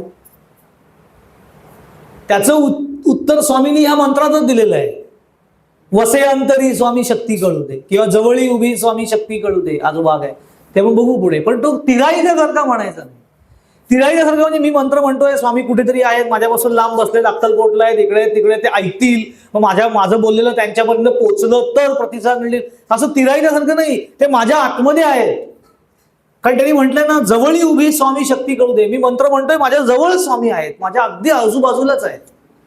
भिवू नकोस, मी तुझ्या पाठीशी, असं म्हणजे माझ्या डोक्यावरती माझ्या पाठीवरती हात ठेवून ते बसलेत, ही भूमिका ठेवून तारक मंत्र म्हणायचं. आणि संशय रहित होऊन म्हणायचा. म्हणून सुरुवातीला त्यांनी सांगितलं निशंक हो, पहिले सांगितलं की जर तुला या मंत्राचं उच्चारण करायचं आहे, त्याची प्रचिती घ्यायची आहे, तुला स्वामींची कृपा प्राप्त व्हावी या मंत्राच्या सान्निध्याने, त्याच्या माध्यमातून असं वाटत असेल, तर पहिली अटच सांगितली, कंडिशनल श्लोक पहिला, निशंक हो. निशंक हो, निर्भय हो म्हणाले. निशंक, शंका रहित हो, शंका घेऊ नकोस. कशावरून या मंत्र म्हटल्याने असं, कशावरून स्वामी, शंका घेऊ नकोस. स्वामींचं अभिवचन आहे, हम गया नहीं जिंदा है. निश्चितपणे की स्वामींनी समाधी लीला केली आणि त्यांचा जो लौकिक देह होता तो देह समाधीमध्ये ठेवण्यात आला. अक्कलकोटला जी समाधी आहे त्याला पूर्वीच्या काळी ती वैशिष्ट्य असं या समाधीचं की ती समाधी स्वामींनी स्वतः हयात असताना पूर्ण बांधून तयार ठेवलेली होती. त्या समाधी गुहेमध्ये स्वामी काही काळ स्वतः ध्यानाला जाऊन बसायचे आणि त्या समाधी गुहेला स्वामींनी स्वतः एक नाव दिलेलं होतं, ब्रह्मानंद गुहा असं त्याला ते नाव द्यायचे. तिथे जाऊन ध्यान. नंतर मग स्वामींच्या आज्ञेनुसार चोळप्पांची इच्छा होती की तो प्रसंग फार देखणा आहे की एकदा चोळप्पा स्वतःच्याच घरामध्ये, जिथे आता ती समाधी आहे ना, तो ते ऍक्च्युअल चोळप्पांचं घर आहे. नंतर तिथे समाधी झाल्यानंतर ते मागे शिफ्ट झाले. पण ते तिथे घरामध्ये खड्डा खणत होते, चर असा खणत होते. आणि स्वामी आले. स्वामी 2 ठिकाणी वास्तव्याला असायचे, एक तर चोळप्पांच्या घरी, नाही तर वटवृक्ष. आणि चोळप्पांना ते म्हणायचे तू माझा बाप आहेस. स्वामींची ना स्पेशल लँग्वेज आहे आणि त्याचे स्पेशल शब्द पण आहेत, पण ते मी इथे कधीच घेऊ शकत नाही, कारण ते आपला अधिकार नाही घेण्याचा. त्यांचे विशिष्ट शब्द ते त्याला म्हणायचे बाप आहेस तू माझा, असं ते म्हणायचे. तर एकदा तो खड्डा खणत होता, तर स्वामी गेले एकदम आणि तो दचकला, कारण ते मला काय रे चोळ्या काय करतोय तसं करून. तर तो काय इतकं प्रामाणिक होते ते चोळप्पा, ते खड्डा खणत होते, तर ते थोडेसे वरमल्यासारखे झाले. पण ते माले अहो आता काय स्वामी खरं सांगू का म्हणे, या भक्ताची एक प्रामाणिक इच्छा आहे की तुम्ही जेव्हा देह ठेवाल तेव्हा कायमस्वरूपी माझ्या इथे राहावं, म्हणून खड्डा काढून ठेवतोय असं म्हटल्यावरती स्वामी तसे बोलायला कडक पण होते. स्वामी माले गधड्या चोळ्या लक्षात ठेव, तुला या खड्ड्यात पहिले घालीन मग मी जाईन असं म्हणाले. आणि घडलं पण तसंच. स्वामींनी समाधी घेण्याच्या काही वर्ष आधी चोळप्पांचं निधन झालं आणि मग स्वामींनी देह ठेवला. पण स्वामींनी शब्द दिला होता की तुझ्या ठिकाणीच मी निजानंदी निमग्न होईन असं म्हणून. मग नंतर लिहून ठेव आज्ञेप्रमाणे नानासाहेब बर्वे वगैरे त्यांचे कारभारी होते, तर समाधी स्वामींनी घेतल्यानंतर त्यांचा देह मिरवणूक काढून सजवून चोळप्पांच्या घरामध्ये त्याला देहाला समाधी देण्यात आली. असं जरी असलं तरी स्वामींनी त्याच्यानंतर रामानंद बिडकर महाराजांच्या समोर समाधीनंतर प्रगट होऊन सांगितलं होतं हम गया नहीं जिंदा है. तुला कोणी सांगितलं मी गेलो म्हणून? हम गया नाही हम जिंदा आहे. मी समाधी लीला करून दाखवले असं ते म्हणाले. त्यामुळे हे पहिलं लक्षात ठेवायचं. म्हणून सुरुवातीला ते निशंक स्वामींनी समाधी जरी घेतलेली असली तरी ते देहाने आता आपल्या बरोबर समोर नसले तरी सद्गुरूंना चैतन्य देह प्राप्त झालेला असतो आणि ते चैतन्य देहानी सर्व काळ सर्व ठिकाणी प्रत्येकासमोर प्रगट होऊ शकतात एकाच वेळेला. त्याला चैतन्य देह असं म्हणतात. आणि स्वामी समर्थांना ब्रह्मांड नायक असं म्हटलेलं आहे. ते सगळ्याच्या पलीकडे आहे. एकदा एका गृहस्थांनी स्वामींना असं विचारलं होतं की स्वामी तुम्ही दत्ताचे कितवे अवतार? लोक काय काय प्रश्न विचारतात. स्वामी समर्थांसारख्या भूमिती समोर जाऊन तुम्ही कुणाचे कितवे अवतार का प्रश्न पडेल पहिले? आपल्याला काय करायचं आणि कितवे अवतार असू देत ते. पण काय काय तरकट बुद्धीची लोक ते दत्ताचे कितवे त्याच्यावरती काथ्याकूट 5वा आहे का 6वा आहे का 4था आहे, तुला काय करायचं त्याच्याशी? दत्तगुरूंना काही ऑब्जेक्शन नाहीये तर तुला काय टेन्शन आहे त्या गोष्टीचं? स्वामींनाच प्रश्न विचारला एखाद्या की तुम्ही दत्ताचे कितवे अवतार? स्वामी बोलायला कडक होते. आधी त्यांनी दुर्लक्ष केलं. पुन्हा पुन्हा विचारलं मला हम किसी के अवतार नाही हम शिवाय आहे शिवाय आहे शिवाय आहे. म्हणून त्यांचा तो आवडता मंत्र होता शिव हर शंकर नमामि शंकर शिवशंकर शंभो हे गिरी जापती भवानी शंकर शिवशंकर शंभो. सतत त्याचा उल्लेख ते करायचे. तेव्हा ते हम शिव आहे हम किसी के अवतार नाही हम शिवाय आहे शिवाय. आणि हा फार वैशिष्ट्य म्हणजे निशंक हो असं संशय नाही. लक्षात ठेवा कुठलीही भक्ती कुठलीही उपासना मनात संशय ठेवून करता येत नाही. संशय नाही मनामध्ये. निशंक राहा तर प्रचिती नक्की. आपण स्वामींचं वचन बघितलेलं आहे भिवू नकोस मी तुझ्या पाठीशी आहे. स्वामींनी स्पष्ट सांगितलेलं आहे. तर ते म्हणतात त्या अर्थी ती फायनल गोष्ट. आणि त्यांच्या मुखातलं आहे वाक्य, प्रत्यक्ष त्यांच्या मुखातलं वाक्य आहे भिवू नकोस मी तुझ्या पाठीशी आहे. मग आता त्यावर विश्वास ठेव पूर्ण. समर्थांनी सुद्धा शिष्य लक्षण सांगताना काय सांगितलं? मुख्य सत्शिष्याचे लक्षण सद्गुरु वचनी विश्वास पूर्ण. त्यांच्या वचनावर पूर्ण विश्वास ठेव. पूर्ण विश्वास, टोटल सरेंडरनेस. मग स्वामींचं वचन काय? भिवू नकोस मी तुझ्या पाठीशी. मी आहे, ते आहे आपल्या पाठीशी. संशयरहित उपासना कर, प्रयत्नपूर्वक कर. थोडासा संशय आपल्या मनामध्ये येतो का? जोपर्यंत उपासना करता करता आपल्याला आपल्या मनासारखा अनुभव येत नाही तोपर्यंत मनामध्ये संशय सारखा निर्माण होतो. मुळात पहिली उपासना करताना हे लक्षात ठेवायचं, मला काय हवं आहे ते स्वामींनी घडवावं या हट्टाने स्वामींची उपासना करू नये. मला जे योग्य आहे ते तुम्ही जाणता आणि तेच तुम्ही माझ्या बाबतीत घडवावं आणि त्याचा मी पूर्ण स्वीकार करतो आहे या शरणागत भूमिकेने उपासना करणं, याला निसंशयपणे उपासना करणं. तुम्ही जे कराल ते मला मान्य आहे. माझं मागणं काही असेल पण तुम्ही जे म्हणाल ते मला मान्य आहे. कारण आपलं मागणं काही असू शकतं पण स्वामींना कळतं. कारण आपल्याला काय हवं आहे त्यापेक्षा सुद्धा आपल्याला काय योग्य आहे ते सद्गुरू आपल्याला देतात. असं विवेकानंद म्हणाले. स्वामी विवेकानंदांना भगिनी निवेदितांनी जेव्हा प्रश्न विचारला होता की स्वामीजी तुम्हाला भगवंतानी सगळं दिलं का? जगन्मातेनी असं म्हणायचे त्या की जगन्मातेनी सगळं दिलं का? तर विवेकानंद म्हणाले जगन्मातेनी मला काहीच दिलं नाही जे मला हवं होतं ते. पण म्हणाले मला ज्या ज्या गोष्टींची आवश्यकता होती ते सगळं जगन्मातेने पुरवलं. याला म्हणतात शरणागत भाव.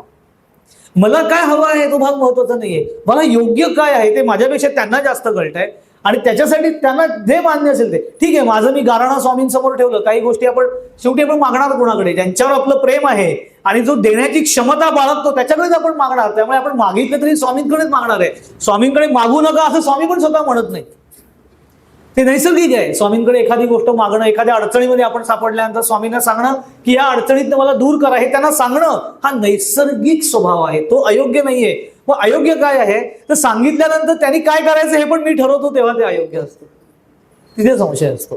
तू इथं सांगितलंयस ना त्यांना, बस आता ते बघतील काय करायचं. आता त्यांनी काय करायचं, कधी करायचं, केव्हा करायचं हे तू नको ठरवूस, तू त्यांच्यावर विश्वास ठेव निसंशय. म्हणून निशंक होई रे मना. निराश कशाला व्हायचं, निराश व्हायची गरज नाही. आपल्याला असं वाटतं मी इतक्या वेळा स्वामींना सांगतोय, काही स्वामी माझं ऐकतच नाही, असं होतं खूप वेळा. कारण ते परीक्षा पण बघतात, लक्षात इतकं सहजासहजी ते आपल्याला मिळणार नाही. कारण काही वेळेला आपल्या प्रारब्धामध्ये इतके गोंधळ चाललेले असतात, आपलीच कर्म असतात, आपल्याला माहित नसतं, फक्त आठवत नसतं. म्हणून आपल्याला वाटतं नाही नाही मी एकदम धुतल्या तांदूळावर काय माझ्या बाबतीत असं का घडावं. अरे तुला वाटत असेल तुझा तांदूळ धुतलेला आहे, तुझ्या तांदूळात किती कस त्याला माहिती असते ना. मग आपण मागणं करतो स्वामींकडे, मग ते देणार नाहीत का, देतील ना, पण आपल्या प्रारब्धाचा कर्माचा क्षय झाल्याशिवाय कसं देतील. तो क्षय पण ते करून घेतात. ज्याला सद्गुरू विशेषत्वाने आपल्या कर्माचा क्षय करायला सुरुवात करतात ना, त्याला आपल्या आयुष्यामध्ये न भूतो न भविष्य ती अडचणी निर्माण होतात. काही वेळेला असा अनुभव येतो की मी इतके दिवस काही उपासना करत नव्हतो, तोपर्यंत माझं आलवेल चाललं होतं सगळं, आणि आता मी उपासना करायला लागलो सगळ्या अडचणी समोर उभ्या राहिल्या. असं कित्येक वेळा लोक प्रश्न विचारतात. हो आम्ही इतके दिवस स्वामींची भक्ती वगैरे काही करत नव्हतो, अचानक मला स्वामींबद्दल प्रेम वाटायला लागलं. काही अनुभव असतात लोकांचे, आणि आम्ही अक्कलकोट स्वामींची भक्ती करायला लागलो आणि त्यांची भक्ती करायला सुरुवात केली आणि अडचणी यायला सुरुवात झाल्या. कर्माचा क्षय म्हणतात त्याला.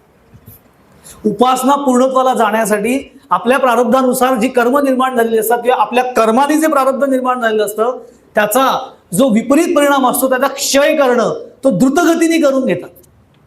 म्हणून एका पाठोपाठ काही वेळेला अडचणी येतात. पण लक्षात ठेवायचं, ज्या वेळेला उपासना करताना आपल्याला काही अडचणींना पाठोपाठ सामोरं जावं लागतं तेव्हा निश्चिंत राहायचं की आपल्यावरती सद्गुरूंचं पूर्ण लक्ष आहे. लक्षात ठेवा, पूर्ण लक्ष आहे.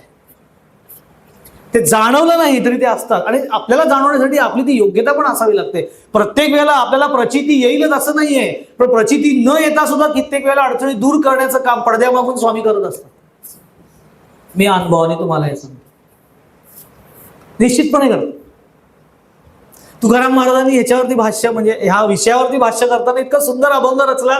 ते असं म्हणतात, हातो नव्हे काही निराशेचा ठाव, भले पोटी वाव राखिलिया, विश्वंभर विश्व सामावले पोटी, तेथेची सेवटी आम्ही असो, नेणता चिंतन करीतो अंतरी, तेथे अभ्यंतरी उमटेल की, तुका म्हणे माझा स्वामी अबोलणा, पुरवू खुणे खुणा जाणत असो. तुकाराम महाराज म्हणतात की अरे निराश व्हायचं काय कारण आहे, थोडासा धीर धर, हा विश्वंभर आहे आणि ह्याच्या पोटामध्ये सगळं विश्व सामावलेलं आहे. बघा ते काय सांगतात, निराश होऊ नकोस, हा विश्वंभर आहे आणि विश्वंभराच्या पोटात सगळं विश्व सामावलेलं आहे.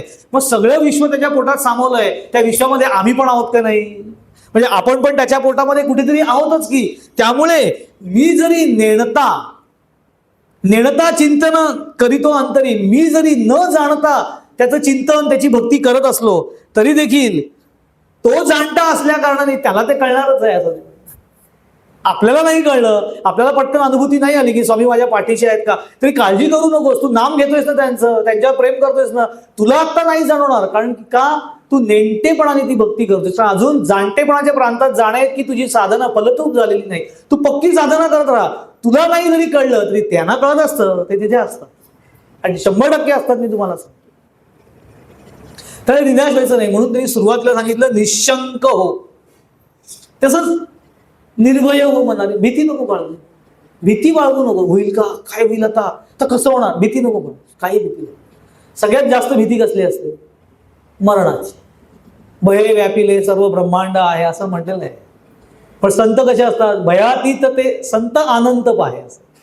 संत कसे असतात, भयातीत झालेले असतात आणि ते अनंताकडे दृष्टी लावून बघतात.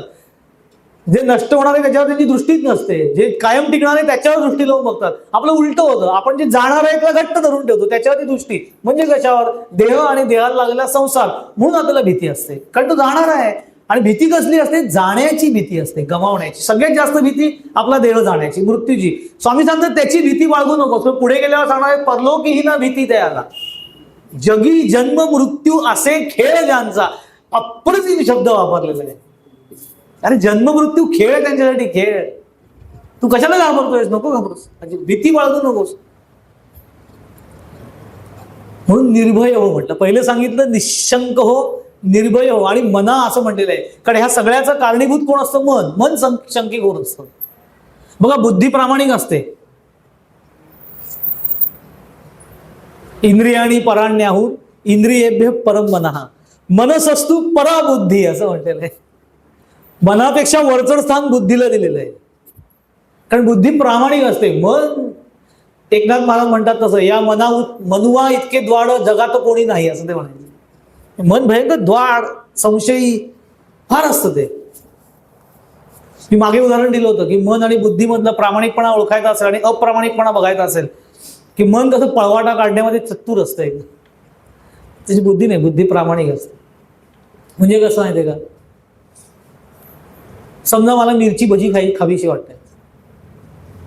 मी एक मिरची भजं खाल्लं, दुसरं खाल्लं, तिसरं खाल्लं, चौथं खाल्लं, तर बुद्धी अलर्ट करते, अरे थांब, तुझ्या जिभेला जरी छान वाटलं तरी पोटात ती गडबड करेल. ही बुद्धी सांगते, कारण बुद्धीला आकलन झालेलं असतं.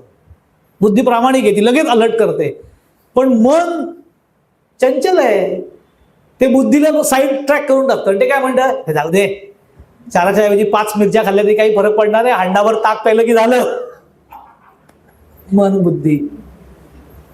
म्हणून 2 शब्द वापरले की निशंक हो आणि निर्भय हो. मना रे, मनावरती लक्ष ठेव, अजिबात घाबरू नकोस, बिलकुल संशय ठेवू नको मनामध्ये. कारण का, पुढे सांगतात अतर्क्य अवधूत हे स्मर्तृगामी. तिन्ही शब्द वैशिष्ट्यपूर्ण आहेत. स्मर्तृगामी किंवा स्मरणगामी असं म्हणतात लोक. अतर्क्य अवधूत हे स्मर्तृगामी, अशक्य ही शक्य करतील. अशक्य ही शक्य करतील हे स्वामी, हे तर सर्टिफिकेट आपण त्यांना देण्याची गरजच नाही. ज्यांना ज्यांना तो अनुभव आहे त्यांना कळेल की खरंच कित्येक अशक्य अतर्क्य गोष्टी स्वामी घडवून आणू शकतात आणि घडवत आणतात. आजही त्याची प्रचिती अनेक लोकांना आहे. त्यातलं सगळ्यात महत्वाचं त्यांनी सांगितलं, अतर्क्य. स्वामींची भक्ती करत असताना, त्यांचा चरित्राचा अभ्यास करत असताना सगळ्यात महत्वाचं लक्षात काय ठेवलं पाहिजे, तर स्वामींच्या कुठल्याही कृती या तर्काने घासून बघता येत नाही. तर अतर्क्य आहे, तिथे तर्क चालत नाही. असं कसं होऊ शकतं, त्याला उत्तरच नाही. माझा एक मित्र आहे, निश्चित स्वामींचा भक्त. आता तो इथे नाही, परदेशात राहतो. त्यांनी एकदा माझ्याकडनं स्वामींची बखर वाचायला नेली आणि त्यांनी त्याच्या मित्राला वाचायला दिली. म्हणजे त्याच्याकडे दुसरा एक मित्र आला, तुम्हाला अरे काय कोणाचे पोथी आहे, तुम्हाला स्वामी समर्थ म्हणून त्यांची बखर, ती वाचायला नेली. मी नेऊ का वाचायला, तो त्याच्याकडनं त्याच्या मित्राने नेली. आणि मग ती वाचून झाल्यानंतर ते दोघं एकमेकांना भेटले आणि त्यांच्यात चर्चा झाली. तर तो मित्र मला सांगत होता की अरे माझ्या मित्रांनी बखर वाचायला नेली, तो पण म्हणे व्यवस्थित असा आस्तिक मनुष्य आहे, त्याचा पण देवावरती विश्वास आहे, उपासक आहे स्वतः तो सुद्धा. पण म्हणे त्यांनी स्वामींची बखर वाचली आणि मला परत आणून दिली वाचून झाल्यावरती. आणि तुम्हाला म्हणे ही घे बाबा, तुझ्याकडे ठेव, मला नको परत देऊ असं म्हणून. थोडे का रे काय झालं, तर म्हणे तुला खरं सांगू का, तुम्हाला खरं म्हणजे कशाबद्दल खरं सांगणार आहे, मी बखर वाचले म्हणे, या बकरीबद्दल मला अभिप्राय द्यायचा आहे तुला असं. ते तर काय अभिप्राय देणार आहे, खरं सांग काय असेल ते. तुम्हाला ना सांगू का तुला, हे स्वामी समर्थ वगैरे सगळं ठीक आहे, पण त्यांच्या बकरीत ज्या त्यांच्या लीला वर्णन केलेल्या आहेत ना, ह्या सगळ्या काल्पनिक आहेत असं. तो काल्पनिक आहेत असं मला. म्हणजे एखाद्याला वाटलं की तो काय नास्तिक आहे का, तो निश्चित स्वामींचा भक्त आहे. त्याच्या म्हणण्याचा उद्देश असा होता, इतक्या अतर्क्य लीला आहेत की ते आपल्या कल्पनेच्या क्षेत्रात पण येत नाही, त्या काल्पनिक आहेत की काही अशा वाटाव्या, इतक्या त्या अतर्क्य. ते आपण बघूच त्यांच्या लीला किती अतर्क्य आणि काय धमाल.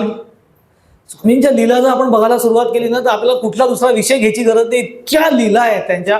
तुम्हाला सांगतो स्वामींचा कार्यकाल किती आहे देहानी.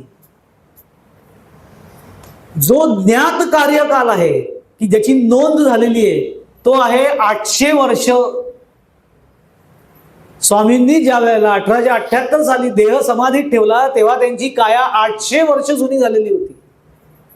आता 800 वर्षाच्या कार्यकालामध्ये किती लीला घडल्या असतील आपण कल्पनाच करू शकणार नाही. बरं, त्यांचं सगळंच अतर्क्य आहे. म्हणजे कार्यकाळही अतर्क्य आहे की तो मानवी बुद्धीच्या पलीकडे आहे. 800 वर्ष म्हणजे आपण कल्पना करू शकणार नाही. ती 800 वर्ष काया जुनी घेऊन ते वावरत होते. बरं, प्रगटीकरणाचे पण धमाल किस्से आहेत. एका ठिकाणी त्यांचं प्रगटीकरण कर्दळीवनामध्ये सांगितलेलं आहे. एका ठिकाणी त्यांचं प्रगटीकरण हरियाणामधल्या छेली या ग्रामी सांगितलेलं आहे. वटवृक्षाच्या खाली 8 वर्षाची बालमूर्ती प्रगट झाली असं त्यांचं प्रगटीकरण आहे. बरं, दोन्ही प्रगटीकरण ज्यांनी ज्यांनी सांगितलेले आहेत ते निस्सिम स्वामींचे अंतरंग अधिकारी आहेत. त्या दोन्ही बरं दोघांनाही स्वामींनी होकारार्थी पावती दिलेली आहे. त्यावेळी ते कसे प्रगट झाले सगळंच अतर्क्य आहे. छेली या ग्रामी ते प्रगट झाले तेव्हा किती साली प्रगट झाले? 1056 साली प्रगट झाले. आणि समाधी कधी घेतली? 1878 साली. आपण गणित जरी केलं तरी कळतं किमान 750 ते 800 वर्षाचा कालावधी आहे. एका ठिकाणी उल्लेख आहे की श्रीपाद श्रीवल्लभ म्हणजे नृसिंह सरस्वती कर्दळी वनामध्ये गुप्त झाले आणि त्यांच्यानंतर 300 वर्षांनी वारुळामधून स्वामी प्रगट झाले. बरं, तेही प्रगटीकरण स्वामींनी मान्य केलेलं आहे. तेही मान्य केलेलं आहे. अतर्क्य अवधूत असं अतर्क्य आहे. त्यांचे प्रत्येक लीला या अतर्क्य आहेत. त्यांना अवधूत असं म्हटलेलं आहे. अवधूत याचा अर्थ विरक्त वृत्तीचं, विरक्त अनासक्त त्याला म्हणतात अवधूत. अतर्क्य अवधूत हे स्मर्तृगामी किंवा स्मरणगामी. स्मरणगामी याचा अर्थ किंवा स्मर्तृगामी याचा अर्थ असा आहे की स्मरण केल्या केल्या म्हणजे एखाद्या भक्तानी एखाद्या शिष्यानी कुठल्याही काळामध्ये स्वामींचं नुसतं स्मरण जरी अंतःकरणामध्ये केलं तरी स्मरण पूर्ण व्हायच्या आत तिथे प्रगट होणार आहे, मदतीला धावणार आहे. स्मर्तृगामी, स्मरणगामी. पण तितक्या आर्ततेने आपल्याला त्यांना हाक मारता आली पाहिजे. आणि आपल्याला ज्या वेळेला स्वामी एकमेव आधार आहे असं वाटेल त्याच वेळेला ते स्मर्तृगामी म्हणून प्रगट होतात. म्हणजे माझ्यासाठी फक्त स्वामी, दुसरं दैवत नाही. ह्या एकांगी उपासनेवरती जेव्हा मी येतो की माझ्यासाठी बाकी सगळ्या देवांवर माझी श्रद्धा आहे पण माझ्यासाठी कोणाचा आधार असेल तर फक्त माझ्या स्वामींचा आहे, इतकी आर्तता निर्माण होऊन जेव्हा त्यांना हाक मारली जाते तेव्हा स्मर्तृगामी ते आहे असं सांगितलं. स्मरणगामी त्याचे अनेक प्रसंग पण आहेत सगळे. आपण ते आता टप्प्याटप्प्यात आपल्याकडे आहेत 6 दिवस आपण बघणार आहोत. त्यातलं सगळ्यात महत्वाचं म्हणजे अतर्क्य अवधूत हे स्मर्तृगामी. अतर्क्य जे पहिलं चरण आहे त्याची एक कथा सांगतो, मग बाकीचा भाग आपण नंतर बघू. अतर्क्य जे त्यांना म्हणत की अतर्क्य तर्काने समजून येत नाहीत असे त्यांचे प्रसंग घडलेले आहेत. प्रसंग घडले एखादा म्हणजे कशाहून घडलं, विश्वास ठेवायचा तर ठेव नाही तर नको ठेवू, स्वामींना काही फरक पडत नाही त्या गोष्टीचा. पण अतर्क्य आहे. किती अतर्क्य आहेत मी तुम्हाला एक प्रसंग सांगतो. अंबेजोगाई म्हणून तुम्हाला गाव, अंबेजोगाई प्रसिद्ध देवीचं क्षेत्र, योगेश्वरी देवीचं अंबेजोगाई. अंबेजोगाईला एक बूट दरड नावाचा डोंगर होता. आता आहे की नाही माहिती, तेव्हा होता. बूट दरड थोडीशी टेकडी आता असे शिल्लक. बूट दरड नावाचा डोंगर होता. त्या डोंगरावरती स्वामींचा मुक्त विहार असायचा. हा प्रसंग अक्कलकोटला येण्याच्या आधीचा आहे, लक्षात ठेवा. कारण स्वामी अक्कलकोटला आल्यानंतर सलग 22 वर्ष होते म्हणून त्यांना अक्कलकोट स्वामी असं नाव पडलं. त्याच्या आधी ते अख्ख्या भारतामध्ये, भारत म्हणावं का जग म्हणावं हा सुद्धा प्रश्न आहे, इतक्या ठिकाणी त्यांचं भ्रमण झालंय. कारण इतक्या ठिकाणी त्यांचा उल्लेख आढळतो, वेगवेगळ्या नावाने आढळतो. काही ठिकाणी दिगंबर स्वामी, काही ठिकाणी चंचल भारती, हे सगळी स्वामींची नावं. अक्कलकोटला आल्यानंतर सलग 22 वर्ष राहिले अगदी समाधीपर्यंत, म्हणजे 1856 ते 1878 म्हणून त्यांना अक्कलकोट स्वामी हे नंतर नाव प्रसिद्ध. तसे ते जेव्हा अंबेजोगाईला होते तेव्हा त्या डोंगरावरती बूट दरड नावाचा एक डोंगर होता. त्या डोंगरावरती ते मुक्त विहार त्यांचा असायचा आणि तिथे अनेक गुराखी आपली गुरं चरायला घेऊन यायची. तर त्या एका गुराख्याची एक मुलगी 5-6 वर्षाची मुलगी होती, चुणचुणीत मुलगी. ती वडिलांबरोबर येत असे आणि वडील गुरांना चरायला घेऊन जायचे. त्याला ही इकडे तिकडे खेळायची. तेव्हा स्वामी तिथे बसलेले असायचे एका झाडाखाली. तर तिची आणि या स्वामींची खूप गट्टी झाली. आजोबा म्हणायचे स्वामींना. तर तिची आणि स्वामींची खूप गट्टी जमली. ते खूप ती त्यांच्यावरती प्रेम करायची, तिला ते खूप आवडायचे. ती रोज तिथे येत होती. एकदा असं प्रसंग घडला की त्या गावामध्ये म्हणजे अंबेजोगाईच्या गावामध्ये एक सावकार, अतिशय श्रीमंत धनाढ्य सावकार, त्याला मुलगा नव्हता, त्याला मुलबाळ होत नव्हतं आणि होणार नाही असं त्याला संकेत मिळाला की होणारच नाही, तो दत्तक घ्यावं लागेल. मग त्यांनी अंबेजोगाईमध्ये असं वार्ता पसरवली की त्याला एक सद्गुणी असा मुलगा दत्तक घ्यायचा आहे आणि जो कोणी तो दत्तक देईल त्याला तो भरपूर धन देईल असं तरी सांगितलं. या मुलीच्या वडिलांच्या मनामध्ये विकल्प निर्माण झाला. त्याने असं ठरवलं की जर का आपल्याला मुलगा असता तर आपणच त्याला दिला असता, मग आपल्याला तेवढं तरी धन मिळालं असतं. पण आपल्याला तर मुलगा नाही, आपल्याला मुलगी आहे. त्यांनी काय विचार करावा, त्यांनी मुलीला मुलासारखं तयार केलं, वेशभूषा, आणि स्वतः सरळ जाऊन सांगितलं की आमच्याकडे मुलगा आहे, आम्ही तो दत्तक द्यायला तयार. आणि त्यांनी असं ठरवलं की एकदा त्या मुलीला मुलगा म्हणून त्यांना दत्तक देऊ, दत्तक विधान होईल, दत्तक विधान झाल्यानंतर आपल्याला ते धन मिळेल, आपण ते धन घेऊन पसारू, पुढे त्या मुलीच्या प्रारंभात होईल ते होईल.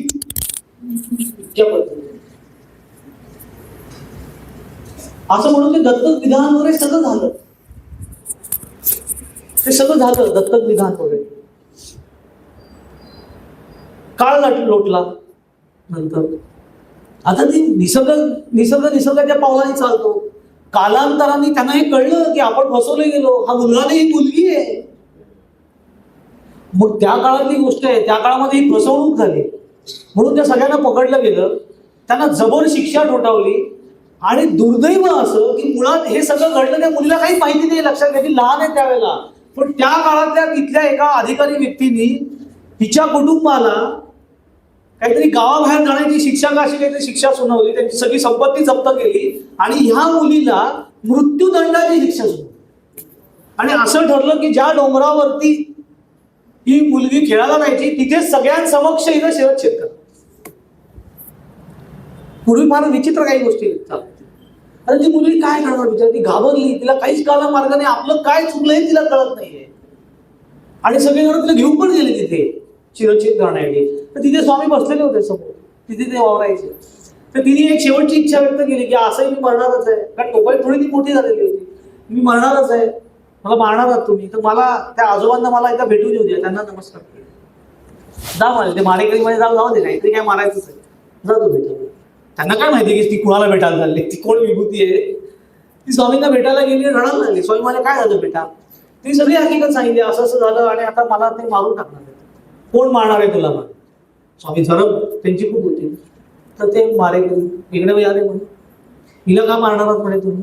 त्यांनी सगळी हकीकत सांगितली की असंच आहे. ते कोण ते नरेश होते ते पण आले होते की ही मुलगी आहे, आम्हाला मुलगा म्हणून दिलं आणि फसवली ही मुलगी आहे असं म्हणून ते तिला उचलणार. तर स्वामींनी हात काय थांबा म्हणे, कुणासमोर बोलताय तुम्हाला कळतंय का, कोण म्हणतंय ही मुलगी आहे असं ते. असं म्हणून त्या मुलीने सांगितलं जा ग या झाडामागे जा. मुलगी झाडामागे गेली आणि पुन्हा मला ये ह्या साईडनी बाहेर, असं बाहेर आली आणि मला तपासा आता ही मुलगी आहे का मुलगा आहे. क्षणात त्या मुलीचं रूपांतर मुलामध्ये झालेलं, लिंग बदल क्षणात. आणि त्यांना पश्चाताप झाला आणि आनंदाने तो मुलगा म्हणून ती परत घेऊन गेली, तिचं आईच्या पुढे मोठं झालं. अतर्क्य अवधूत याला म्हणतात, ही अतर्क्य. आता एखादा म्हणजे कसं शक्य आहे, हे स्वामींनी कुठल्या सिद्धीच्या आधारावरती केलं, याचं उत्तर अगदी सोपं आहे, माहित नाही. अतर्क्य सिद्धी आहेत आपल्याकडे, काही अशा महासिद्धी आहेत. मी तुम्हाला क्युरिओसिटी म्हणून त्या सांगेन, उद्या सांगेन. स्वामींकडे ह्या सगळ्या सिद्धी होत्या का असा प्रश्न विचारला तर तो 42 प्रश्न होईल. कारण सिद्धी ज्यांच्याकडे निर्माण झाले ते अक्कलकोट स्वामी आहेत, त्यांच्याकडे त्या होत्या का. त्या ज्या सिद्धी आहेत त्या सिद्धींचा जो परिणाम आहे त्याच्यापेक्षा कितीतरी अतर्क्य गोष्टी स्वामींनी केलेल्या आहेत. त्यामुळे ते तर्कात बसत नाही. म्हणून त्यांनी सांगितलं की स्वामींच्या बाबतीमध्ये पहिले तर्क बाजूला ठेव, म्हणून सुरुवातीला त्यांनी असंशय सांगितलं की संशय नको ठेवू. संशय एखादी अशक्य गोष्ट अशी असते, आपल्यालाही माहिती असतं की हे माझ्या बाबतीमध्ये घडू शकत नाही, अशक्य आहे, पण तरी माझी ती इच्छा असते म्हणून मी स्वामींना दाराला जातो. तर तू संशय ठेवू नकोस, कारण ते अशक्य हे शक्य करणार आहे, कारण ते अतर्क्य आहे. आता ते किती अतर्क्य आहे, ते स्फूर्तगामी आहेत म्हणजे काय आहे. कारण अतर्क्य अवधूत, अवधूत म्हणजे स्वामी कशा वृत्तीचे आहेत, याच्यासाठी इतके वेगवेगळे सुंदर प्रसंग आहेत. हे सगळे आपण आता जसं जसं चरण बघू तसं बघणार, पण ते उद्याच्या प्रवचनामध्ये. हरी तत्सत. पुंडलिक वरदे हरी विठ्ठल श्री ज्ञानदेव तुकाराम पंढरीनाथ महाराज की जय. सब संतन की जय. जय जय रघुवीर समर्थ.